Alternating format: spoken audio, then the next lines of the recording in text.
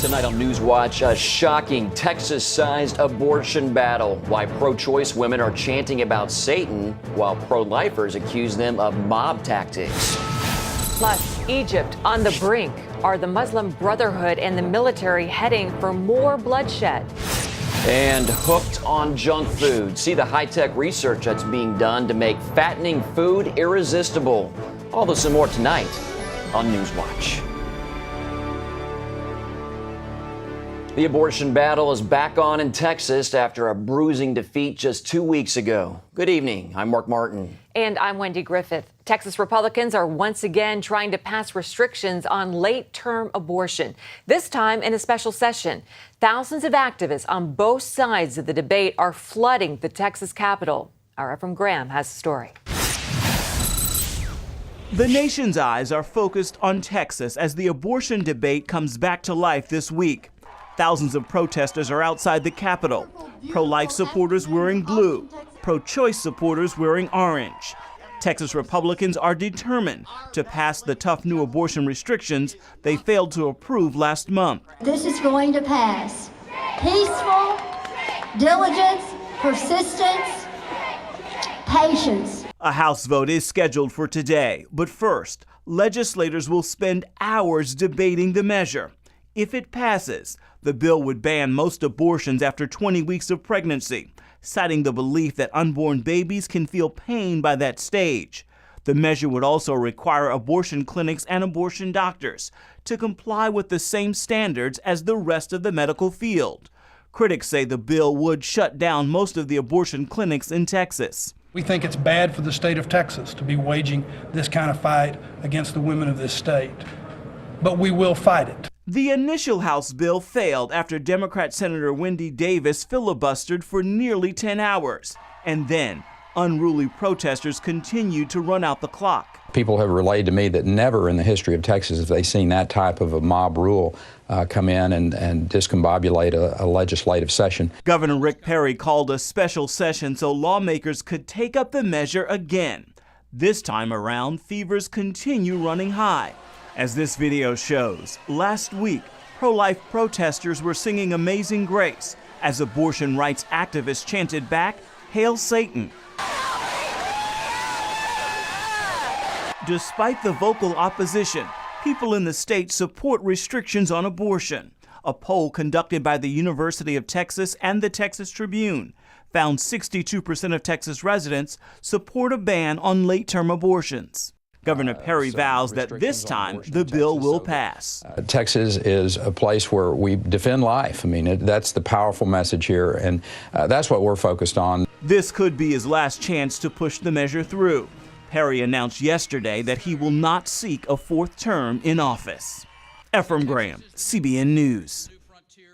A federal judge has granted a temporary restraining order preventing Wisconsin from enforcing a new abortion law. The law bans doctors from performing abortions if they don't have admitting privileges at nearby hospitals. U.S. District Judge William Conley granted the hold Monday in response to a lawsuit from Planned Parenthood. The abortion provider argues the requirement would unconstitutionally restrict the availability of abortions in the state. Supporters say the law was aimed at providing the best available health care for women. 3 major U.S. newspapers are refusing to run a pro-life ad, calling it too controversial. The ad by Heroic Media features a hand holding a 20 to 24-week-old baby. Above the baby is a quote saying, "This child has no voice, which is why it depends on yours. Speak up." LifeNews.com reports the Chicago Tribune, USA Today, and the LA Times feel the image of the baby is the issue. Heroic Media Executive Director Joe Young says media outlets need to be willing to put a face on abortion. He said, quote, "The fact remains children who are unique individuals, never again to be duplicated, are being killed in the most violent way imaginable." The ad was released last week after the U.S. House passed the Pain-Capable Unborn Child Protection Act. That act would make it illegal to commit an abortion after 20 weeks of pregnancy. Some in Washington these days are attempting to force military members to keep their religious beliefs quiet. To combat this, a coalition concerned about religious liberty is backing the troops' rights to speak about and act on their beliefs. On Capitol Hill, they announced they'd be passing out palm cards to troops, letting them know what their religious rights are and who to turn to if they feel the military is violating those rights. Coalition members say believers really are threatened these days. Back in April, Admiral William Dean Lee of the Coast Guard stood up at a local prayer breakfast and explained how he, as an admiral in the Coast Guard, was told that it was prohibited for him to give a Bible to a man who had just attempted suicide. We have an Air Force officer for 23 years. Everywhere he set up his shop, he would always put a Bible on his desk. He came to a new location, put his Bible on his desk. His superior officer told him, "You cannot put your Bible on the desk because it may offend someone." The coalition presented a report citing dozens of cases of anti-religious acts by the military in recent months and years. The Obama administration has suggested that only churches should be given a religious exemption from the contraception mandate in Obamacare. But as Paul Strand reports, many Christian companies and groups say it's wrong to declare them not religious enough. The block-long Baptist College Criswell in Dallas only grants religious degrees, so it wasn't about to stand for being defined by its government as not religious enough, because then, as of July 1st, it'd have to pay for insurance plans that cover abortion-inducing drugs. That or pay fines so steep the little college might have to shut down. The religious rights defenders at nearby Liberty Institute took Criswell's case to court.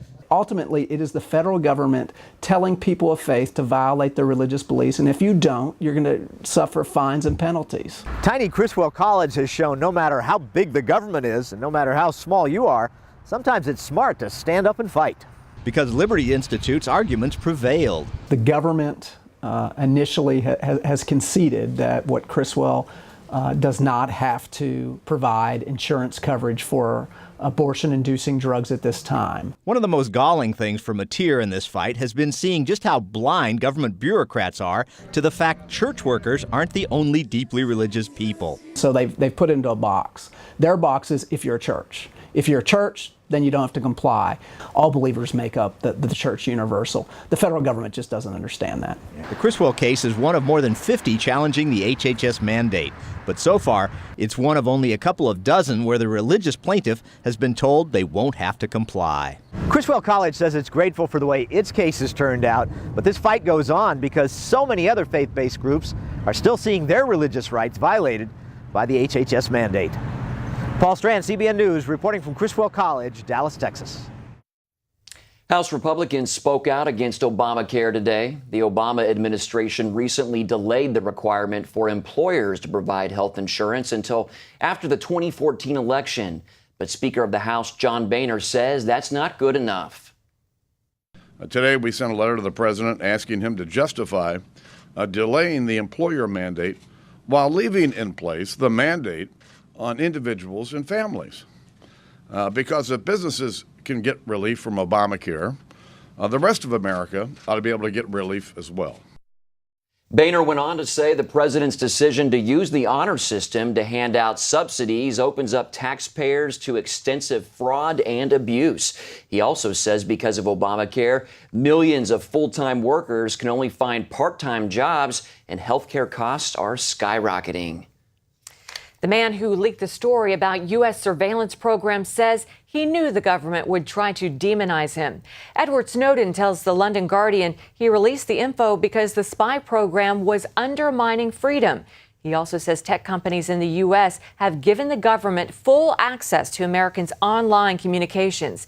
The NSA has claimed it only targets foreign traffic, but Snowden says that's not true. The NSA doesn't limit itself to foreign intelligence. It collects all communications that transit the United States. Companies like Google, Facebook, Apple, Microsoft, they all get together with the NSA and provide the NSA direct access to the back ends of all of the systems you use to communicate, to store data, to put things in the cloud, and even just to send birthday wishes and keep a record of your life. Snowden is hiding from the U.S. government. Meanwhile, a Russian official tweeted today that Snowden has accepted Venezuela's asylum offer, but that post has since been taken down. Egypt's top Muslim cleric warns the country is on the brink of civil war. He's calling for the bloodshed in the streets to stop. This after 50 people died in clashes between Egypt's security forces and supporters of the ousted President Mohamed Morsi. Both sides in the conflict are blaming the other for starting it. Chris Mitchell reports from Cairo. The military video shows some members firing on the soldiers. We were assigned to secure the Republican Guard headquarters, and suddenly, early morning, we found motorcyclists firing at us, and some of us were hurt. But the Muslim Brotherhood says the army planned the assault to break up their protest to reinstate Mohamed Morsi, and said they'd launch an intifada in response to the violence. Whatever happened in Monday's clashes, some fear it might be just the first of many between the army and the Muslim Brotherhood. It's unlikely that Mohamed Morsi will ever be reinstated, and the Muslim Brotherhood will not give up its goals. But for most Egyptians, after just 1 year of rule under the Muslim Brotherhood, they saw a different future. They saw a black future, I believe so. They saw the future of Afghanistan. They saw the future of Pakistan. Freddie Benjamin is a leader in the Egyptian Social Democratic Party. He says the Muslim Brotherhood has its own agenda. The Muslim Brotherhood, mainly, they are based on a very solid rock ideology, which is building the Islamic Caliphate, okay? This is their main strategy and main target. It will never change. The tactics may change to achieve this goal, but the strategy will never change. They are intolerant. They only use democracy to kill democracy. The Muslim Brotherhood began in 1928 and spawned most of today's major terror groups, including Al-Qaeda and Hamas. Benjamin says just 1 year rule under the Muslim Brotherhood sent 33 million Egyptians to the streets on June 30th, the biggest political protest in human history. He says that's why they want to send a message to the Obama administration, who they believe has supported the Muslim Brotherhood. That brother Muslims are completely against democracy. They are against human rights, women's rights. They don't believe in freedom of speech, freedom of belief, freedom of religion. They don't believe in all this. That's what I want. That's what many Egyptian people want to convey this message to Obama administration. Many Egyptians feel the overthrow of the Muslim Brotherhood is a key part of the global war on terror. Meanwhile, the White House says it will not cut off aid to Egypt. And here in Egypt, the interim government says new elections are planned for next year. Chris Mitchell, CBN News, Cairo, Egypt. Investigators of the Asiana Airlines crash are focusing their attention on possible pilot error. They say the aircraft was flying significantly below its target speed during its runway approach, and they want to know why no one noticed. Aviation experts say both the pilot and co-pilot should have seen that something was wrong and aborted the landing. The plane's pilot was very inexperienced with Boeing 777s and had never landed that type of plane at the San Francisco airport. But his co-pilot was experienced and was supposed to be monitoring him. Coming up, pull up those baggy pants, beachgoers. They're outlawed on one New Jersey beach. The 3 women held captive in a Cleveland home for a decade are speaking out. In this YouTube video, Amanda Berry, Gina DeJesus, and Michelle Knight thanked the public for their prayers, encouragement, and financial contributions to a fund set up to help them.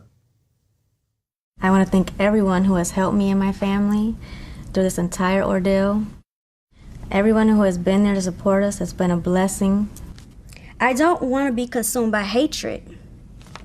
With that being said, we need to take a leap of faith and know that God is in control. We have been hurt by people, but we need to rely on God as being the judge. Amen. Well, the young women also thanked people for respecting their privacy and asked that they continue to do so. Former bus driver Ariel Castro is waiting to stand trial on a 329-count indictment on charges of kidnapping and rape. God bless those brave women. Well, a new alternative organization to the Boy Scouts says it will welcome boys of all faiths, but require its leaders to adhere to a Christian faith statement. The organization detailed its plans in a press conference today. The group says some 30,000 families have already contacted it, saying they plan to leave the Scouts and want a faith-based organization. The group says it will focus on the outdoors and character development. Boys who struggle with same-sex attraction will be allowed, but the group says it will not allow them to, quote, flaunt any same-sex orientation. The organization will announce its new name in September and launch next January. Starting today, wearing baggy pants will cost you in one New Jersey beach town. Complaints about low-hanging pants had been pouring in, so officials in Wildwood, New Jersey decided to clean up their city's image. They passed a new ordinance that bans the wearing of saggy pants on the boardwalk. It's hard to look at. It's awful to look at. It's just that I don't think that my kids should see other people's underwear. I mean, really. We want to attract families here in the Wildwoods. We don't want them to see people with their pants hanging low, and it's a good thing. Good for them. Well, police will be patrolling the sidewalk, or the boardwalk, I should say. First offenders will only receive a verbal warning, but they could be ticketed anywhere from $25 to $200. Many beachgoers and business owners support the decision, but critics say the government should not control how people dress. So unattractive. Well, up next, do you know what a food's bliss point is? An investigative reporter infiltrated America's largest processed food companies, and he spills their deadly secrets. Next. Hello? Is this thing on? Hey, kids, do you love games? And do you love discovering things? Well, do ya? Then you're gonna love this. It's the new free Superbook Kids Bible app. You can play games, watch videos, find answers to your questions, and a whole lot more. The new Superbook Kids Bible app. Free downloads available on iTunes now. Well, when it comes to health, processed food has become public enemy number one. Lori Johnson discovered the secrets of the processed food industry and how they try to keep us hooked. Processed foods, we know we should stay away from them, and those sugary drinks too, but they're just so hard to resist. The food that we hate to love and that we're so tempted and will overeat is a problem, and the solution is gaining control over that food. Michael Moss is a Pulitzer Prize-winning investigative journalist for the New York Times. He infiltrated America's largest processed food companies.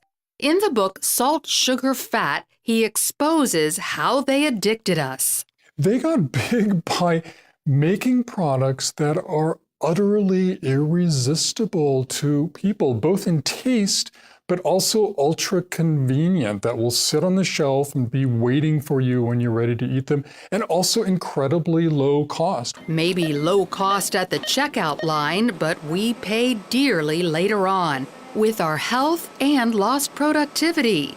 Doctors trace our obesity epidemic back to processed foods, and so do the people making those products. The startling thing is that the food industry itself has known for years and years that it's at least partly responsible for that. Processed foods kill with staggering amounts of salt, sugar, usually high fructose corn syrup, and unhealthy fat. I don't view the food industry as some evil empire that intentionally sought to make us obese or otherwise ill. The issue is kind of their collective zeal to do what companies do, which is to make as much money as possible by selling as much product as possible.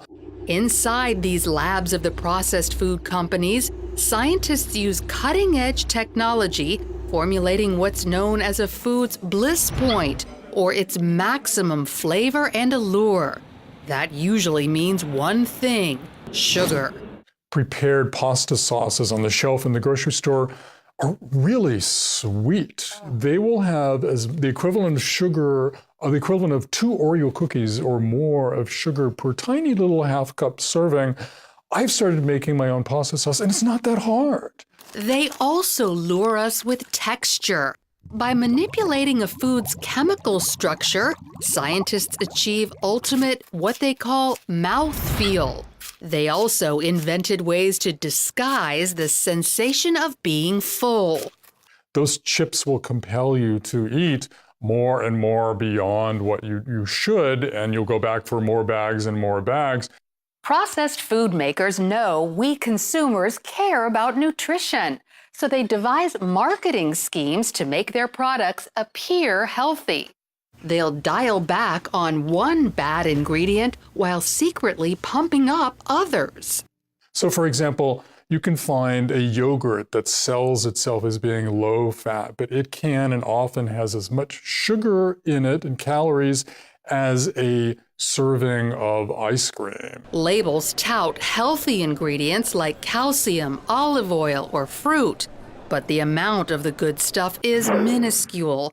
A close look still shows shocking levels of salt, sugar, and fat. The good news is we can resist the temptation to buy processed foods by coming to the store full, hydrated, and armed with a good shopping list. And don't buy anything unless it's on the list.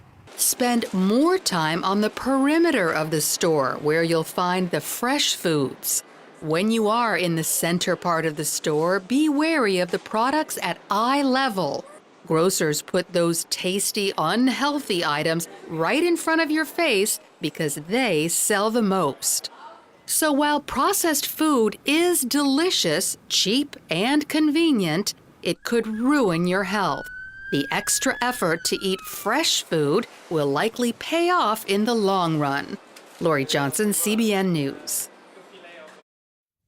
Welcome back. A burglary victim was able to track down the culprit without having to call the cops. Yeah, she did have to make one call, though, to the perpetrator's mom.